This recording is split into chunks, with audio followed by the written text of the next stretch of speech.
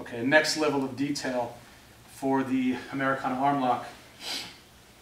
Lesson 2, Section 2, the standard variation of the Americana Armlock. The setup is the same. I strike with open hands or the heel of the palm to get the opponent to defend their face. And when they do, my hand goes to the wrist, hand goes to the elbow, and I use my weight to drive his arm to the ground. Establish the right angle with my arm against his head. Get him moving in that opposite direction. I make sure I'm wrapped all the way over here. I can even put my fingertips under the wrist, almost like revving a motorcycle in reverse. And this secures the hand nicely. The second hand enters palm up from the bottom till I can grab my own wrist, which I do by flipping the hand over. No thumbs here, right? If I do this, the grips are much weaker because the thumb is the weak part, and when he straightens the arm, it's easy for him to move. But if I hold using no thumbs, and I wrap the entire hand over the wrist and secure my own wrist with no thumb, by keeping these two right angles in place, the arm is very secure. And I add security to that by putting my head down. And I look away so I don't get punched or eye gouged. Now, if I'm merely holding here, but the fight is still something very intense and that my opponent's determined, because I committed all of my resources to this side, sometimes he can take his free hand and he can push me, right? And then he can roll me off this way. And now I'm back in a more defensive position, which I don't want to be in the street, right? The guard's a very wonderful tool in jiu-jitsu, but even with an advanced guard, I prefer to stay off my back in the street. Concrete on the back of my head, broken glass, rusty nails, whatever I roll over. More advantageous for me to stay on top and maintain this position. So I do that wide and low on the ground, and then when I see the Americana opportunity, there's the setup, elbow and wrist, wrist and elbow, drive the hand to the ground, and now everything's the same, except to add even more stability. As I put the hand in, I put my back hook, the hook that's farthest away from the arm, I put that in as well. There we go.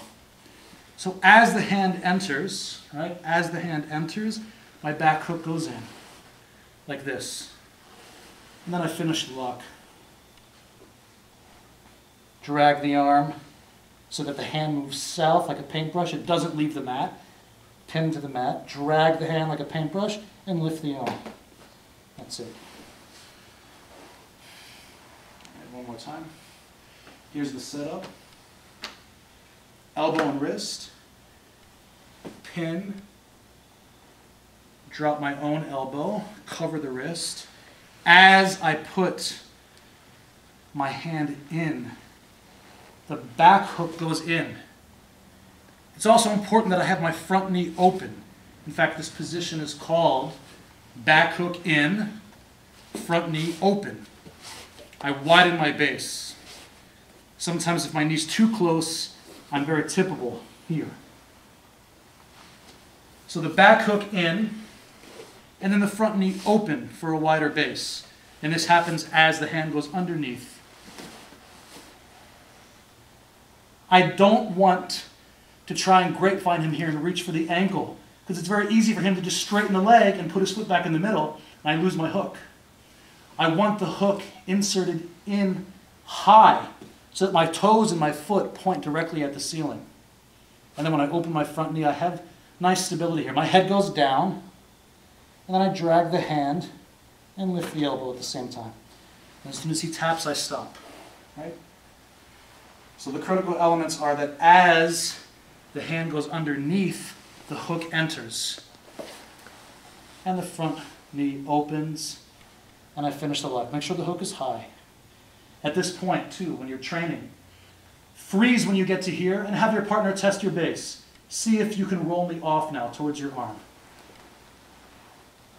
Right, the hook really does an effective job of stopping it.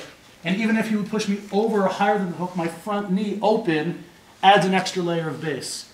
I'm doing this with my head up so I can talk, but it's even harder for him when I put the head down. And then after several tries, he'll become tired, so easy for me to slide the hand on the mat and lift the elbow and finish. Okay, guys, make sense? Okay, let's give it a try. Thanks, Chris.